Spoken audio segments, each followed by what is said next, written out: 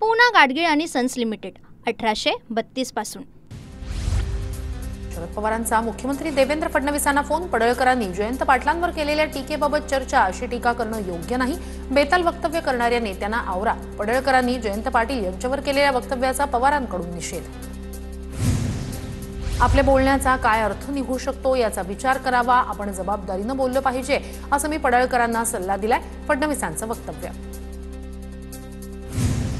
मुख्यमंत्री देवाभाऊंचा मला फोन आला, अशी वक्तव्य करून न करण्याच्या सूचना, मुख्यमंत्र्यांच्या सूचनांचं मी पालन करेन। काल गोपीचंद पडळकर यांनी जयंत पाटलांबद्दल केलं होतं वादग्रस्त वक्तव्य। सुसंस्कृत महाराष्ट्रात वैयक्तिक टीका नको, मतभेद असावे, मनभेद नको। खासदार सुप्रिया सुळे यांचा पडळकरांना सल्ला। पडळकरांना समज दिल्याबद्दल मुख्यमंत्र्यांचेही मानले आभार। पिंपरी चिंचवड शहरात आल्यास गोपीचंद पडळकरांना काळफासू। शरद पवारांच्या राष्ट्रवादीचे शहर अध्यक्ष तुषार कामठे यांचा इशारा। पडळकरांना शहरात फिरू न देण्याचाही इशारा।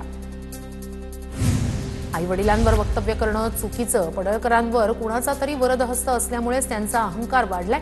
पडळकरांच्या वक्तव्याचा रोहित पवारांकडून निषेध। पडळकरांनी वैयक्तिक टीका करताना तोल सांभाळायला हवा। पडळकरांच्या वक्तव्याचे आम्ही समर्थन करत नाही। भाजपच्या नवनाथ बन यांची प्रतिक्रिया। पडळकरांच्या वक्तव्याचे सांगलीच्या जतमध्ये पडसाद। जयंत पाटील समर्थकांचा पडळकरांविरोधात जतमध्ये मोर्चा। गोपीचंद पडळकरांविरोधात जोरदार घोषणाबाजी। ठाण्यात गोपीचंद पडळकरांच्या विरोधात शरद पवारांच्या राष्ट्रवादीचं आंदोलन। पडळकरांची प्रतिमा जाळत निषेध, कार्यकर्त्यांची जोरदार घोषणाबाजी। कालचं भुजबळांचं स्टेटमेंट मी ऐकलं, मात्र भुजबळ असं का बोलले ते मी जाणून घेणार। छगन भुजबळांनी शरद पवारांबाबत केलेल्या वक्तव्यावर अजित पवारांची प्रतिक्रिया। बैठक कुठे झाली, किती वाजता झाली, भुजबळांनी माहिती द्यावी, सुप्रिया सुळेंची मागणी। तर भुजबळ जेलमध्ये असताना मी त्यांना भेटायला गेले होते। भुजबळांसोबत जे आज आहे ते त्यांना भेटायला गेले होते का, सुप्रिया सुळेंची टीका। भारतातले जेन झी संविधानावर विश्वास ठेवणारी आहे। मत चोरीचं नाही, राहुल गांधींचा मेंदू चोरीला गेलाय, ते अर्बन नक्षलाची भाषा करतायत। राहुल गांधींनी जेन झीवरून केलेल्या ट्विटनंतर फडणवीसांची टीका। राहुल गांधींनंतर राज ठाकरेंकडूनही डुप्लिकेट मतदारांविषयी प्रश्नचिन्ह। मतदार यादीतील बनावट मतदार शोधा, याद्या तपासून घ्या, बूथ पातळीवर काम करा। राज ठाकरेंच्या पदाधिकारी बैठकीत सूचना। राजुराचे आमदार देवराव भोंगळे यांनी राहुल गांधींचे आरोप फेटाळले। राहुल गांधींकडून राजुराचे नाव बदनाम करण्याचं काम। देवराव भोंगळेंचं वक्तव्य। राहुल गांधींचा कालचा सो कॉल्ड हायड्रोजन बॉम्ब म्हणजे विझलेला सुतळी बॉम्ब। भाजपच्या केशव उपाध्यांची टीका। चुका होत असल्यास दुरुस्त कराव्या, नाही तर मंत्र्यांना खुर्ची खाली करावी लागेल। राष्ट्रवादीच्या मंथन शिबिरातून अजित पवारांचा निर्वाणीचा इशारा। आमचे अनेक मंत्री 2 तासांसाठी फक्त तोंड दाखवायला येतात। पालकमंत्र्यांनी फक्त झेंडावंदनासाठी येऊ नये। नागपुरातील चिंतन शिबिरात प्रफुल्ल पटेलांनी मंत्र्यांचे कान टोचले। राज्यात ठिकठिकाणी ओबीसी एल्गार रॅली काढणार। पहिल्यांदा मराठवाड्यानंतर गरज पडली तर मुंबईत रॅली होणार। छगन भुजबळांची माहिती। ओबीसी आणि मराठा समाज बांधवांनी शांतता राखली पाहिजे। राधाकृष्ण विखे पाटील यांचा सल्ला। ओबीसी आरक्षणाला धक्का लागणार नाही। ओबीसी नेत्यांनी विनाकारण अस्वस्थ होण्याची गरज नाही। विखे पाटील यांचं वक्तव्य। देशाच्या एकूण लोकसंख्येत तुमची ताकद किती, लक्ष्मण हाकेंचा जरांगे पाटलांना सवाल। देशातील ओबीसी समाज एकत्र आला तर तुमचं काय होईल, हाकेंचा निशाणा। वंजारी समाजाला एसटीतून आरक्षण द्या, एसटीतून आरक्षण मिळावं यासाठी बीडमध्ये पहिला मोर्चा असणार। जय भगवान महासंघाचे अध्यक्ष बाळासाहेब सानप यांची घोषणा। मुंबईतील रस्त्यांबाबत विधानसभा अध्यक्ष राहुल नार्वेकर यांनी विधिमंडळात महत्त्वाची बैठक बोलावली। बैठकीला मुंबईतील आमदार, मुंबई पालिका आयुक्त आणि इतर महत्त्वाचे अधिकारी उपस्थित।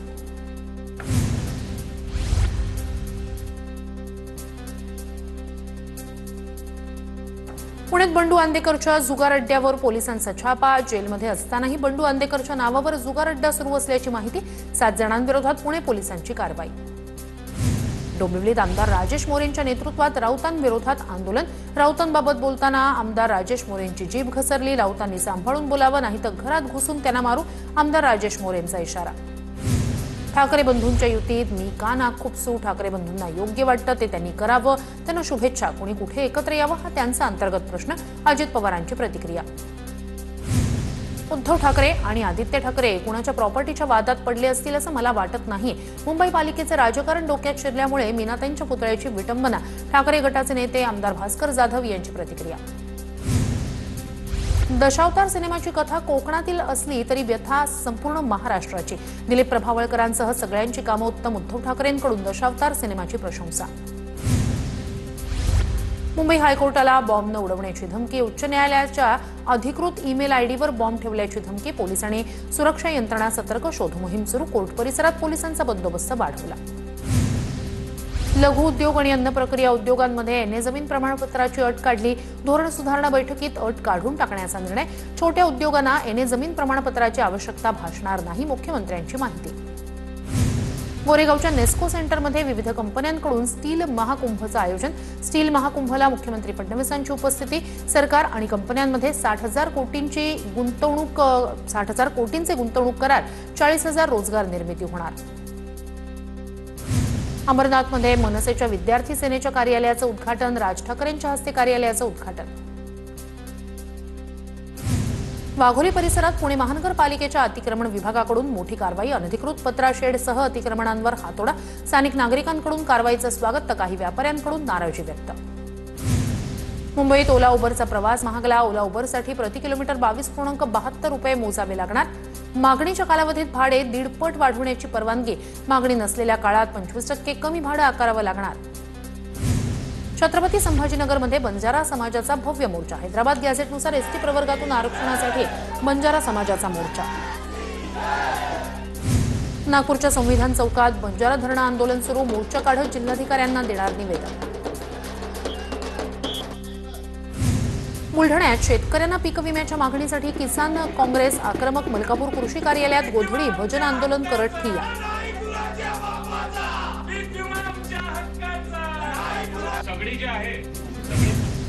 सांगली शहरातही पडळकरांनी जयंत पाटलांवर केलेल्या वक्तव्याचे पडसाद. पडळकरांच्या प्रतिमेला जोडे मारत शरद पवारांच्या राष्ट्रवादीकडून निषेध व्यक्त. पडळकरांचा फडणवीसांनी राजीनामा घेण्याची मागणी.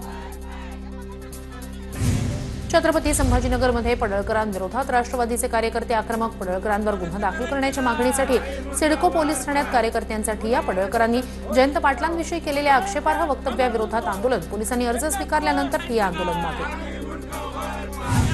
बुलढाण्याच्या जिगाव प्रकल्पग्रस्तांचं अर्धनग्न आंदोलन. तात्काळ प्रकल्पात गेलेल्या जमिनींची वाढीव मोबदला देण्याची मागणी.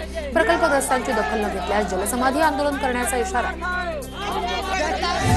साताऱ्यात तहसील कार्यालयाच्या समोरच्या खड्ड्यात उभं राहून डेमोक्रॅटिक पार्टीचे लक्षवेधी आंदोलन. शहरात ठिकठिकाणी पडलेल्या खड्ड्यांच्या निषेधार्थ आंदोलन.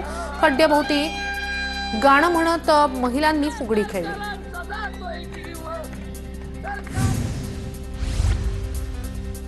कोल्हापूर महानगरपालिकेवर नागरिकांचा मोर्चा. एसटीपी प्रकल्प रद्द करण्याच्या मागणीसाठी नागरिकांचं ठिय्या आंदोलन. नागरिकांकडून महानगरपालिका अधिकाऱ्यांविरोधात जोरदार घोषणाबाजी. धुळे शहरात डीजे चालक मालकांचा भव्य मोर्चा. डीजेला विविध कार्यक्रमांमध्ये वाजवण्यास परवानगी देण्याच्या मागणीसाठी डीजे चालक मालक आक्रमक. परभणीच्या वसमत महामार्गावर स्वाभिमानी शेतकरी संघटनेकडून रास्ता रोको. अतिवृष्टीच्या नुकसानापोटी सरकारकडून तुटपुंजी मदत मिळत असल्याचा आरोप. नाशिकच्या लासलगावमध्ये एकतर्फी प्रेमातून अल्पवयीन मुलाची हत्या. घटनेच्या निषेधार्थ नातेवाईक आणि मित्रपरिवाराकडून लासलगाव बंदची हाक. लासलगाव बंदला व्यापाऱ्यांचा मोठा प्रतिसाद. नांदेडच्या कंधार तालुक्यातील हाळदा गावात ग्रामसभेत 2 गटात वाद. 5 जण जखमी. ग्रामपंचायत निवडणुका जवळ आल्यानं गावागावात वादविवाद वाढले. पालघरमधील साखरे गावात रक्तचंदनाच्या तस्करीचा पर्दाफाश. पडक्या घरातून रक्तचंदनाचा साठा जप्त. आंतरराष्ट्रीय बाजारात रक्तचंदनाच्या साठ्याची किंमत 12 कोटी रुपयांपेक्षा अधिक असल्याचा अंदाज. धाराशिवच्या साबळेवाडीत पाझर तलाव फुटल्यानं शेतातील दगडगोटे पीकही गेलं वाहून. शेतीचं मोठ्या प्रमाणात नुकसान झाल्यानं शेतकरी संकटात. तातडीनं नुकसान भरपाई देण्याची शेतकऱ्यांची मागणी. आमदार नारायण पाटलांकडून करमाळ्यातील सीना नदीकाठच्या नुकसानग्रस्त भागाची पाहणी. संबंधित अधिकाऱ्यांना नुकसानाचे पंचनामे करण्याच्या सूचना. सीना नदीला पूर आल्यामुळे शेतकऱ्यांचं मोठं नुकसान. हिंगोलीचे पालकमंत्री नरहरी झिरवाळ यांनी नुकसानग्रस्त शेतीची केली पाहणी. जिल्ह्यात 2,71,000पेक्षा जास्त हेक्टरचं नुकसान. झिरवाळ यांची माहिती. नुकसानग्रस्त शेतकऱ्यांना तातडीनं मदत करण्याचा प्रयत्न करणार. झिरवाळ यांचं आश्वासन. वाशिम जिल्ह्यात मुसळधार पावसामुळे शेतकऱ्यांचं मोठं नुकसान. उमरा परिसरातील नदीकाठची शेती पाण्याखाली. प्रशासनाकडून मदतीची मागणी. बीडच्या शिरूर कासार तालुक्यातील घाटशील पारगावमध्ये अतिवृष्टीमुळे मोठं नुकसान. आमदार सुरेश धस यांच्या पाहणीनंतर तातडीनं नुकसानीच्या पंचनाम्याला सुरुवात.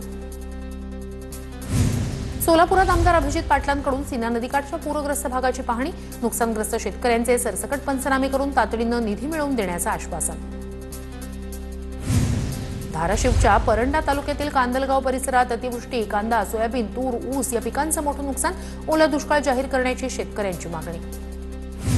परभणीच्या पूर्णा तालुक्यात एकाच रात्री 98 मिलीमीटर पावसाची नोंद. सोयाबीन पिकाचं मोठं नुकसान. प्रशासनाकडून प्रत्यक्षात पंचनामे न झाल्याची तक्रार.